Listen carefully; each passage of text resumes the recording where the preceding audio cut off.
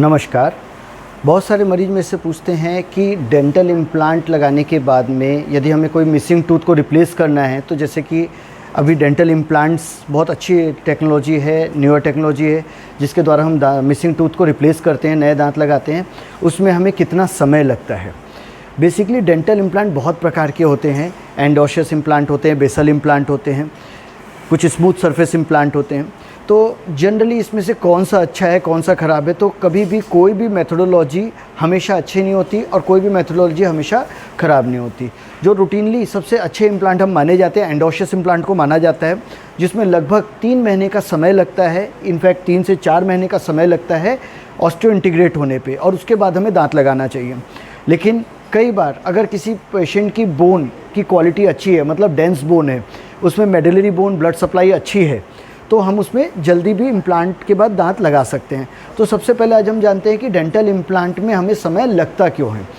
जब हम किसी मरीज के दांतों में इम्प्लांट लगाने के लिए ड्रिल करते हैं, ड्रिल करने के बाद में उसमें इम्प्लांट लगाते हैं, तो जो बोन है उसके कांटेक्ट में इम्प्लांट के सरफेस आते हैं, और उस इम्प्लांट के सरफेस में ऑस्टियोफाइट जिससे बोन बनती है वो जंप करते हैं और वहाँ पे बोन का निर्माण करते हैं।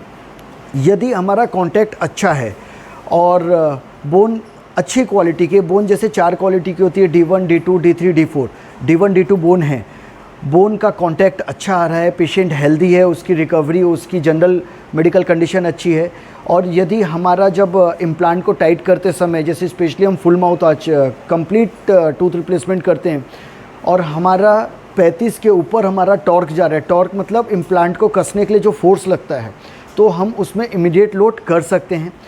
इमीडिएट लोड करने में हम पेशेंट को हमेशा बोलते हैं सॉफ्ट डाइट रखना है, हार्ड बाइट नहीं करना है, मिनिमम 3 to 4 मंथ के लिए। लेकिन हर पेशेंट में इमीडिएट लोड करना अच्छा नहीं होता। तो हम ये जानते हैं कि इम्प्लांट में ये ऑस्टियो इंटीग्रेशन होता क्या है। जैसा कि आप देख सकते हैं, ये इम्प्लांट है और ये बोन का सरफेस है।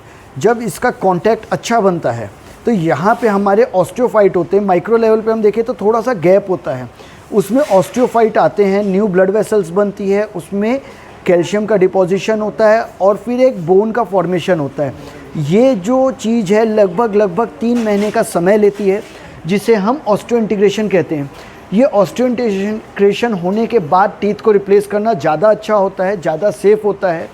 डॉक्टर के फाइन जजमेंट पे डिपेंड करता है कि इसे लोड कब करना है, बिकॉज इसका कोई फिक्स टाइम पीरियड नहीं है।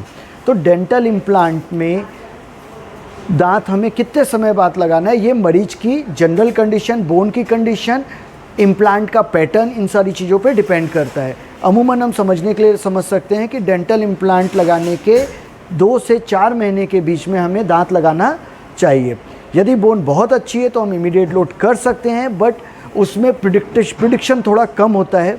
तो इस वजह से डॉक्टर के फाइन जजमेंट पे हमें छोड़ देना चाहिए कि कितने समय बाद दांत लगाना है। जो शुरुआत के 2-3 महीने में समस्याएं रहती है वो एक मोमेंट्री या टेम्परेरी समस्याएं हैं। तो इस वजह से हमें कभी भी डॉक्टर को प्रेशराइज़ नहीं करना चाहिए कि मुझे तुरंत दांत लगाना है। तुरंत दांत लगाने के कुछ अलग मेथड्स होते हैं जिसको हम ट्रीटमेंट प्लान में इंक्लूड कर सकते हैं, वह डॉक्टर के जजमेंट पे रहता है। तो इन जनरल हमें इम्प्लांट लगाने के बाद 2 से 4 महीने बाद दांत लगाना चाहिए। धन्यवाद। मैं doctor Ravi Kumar Goyal from Chhattisgarh dental hospital.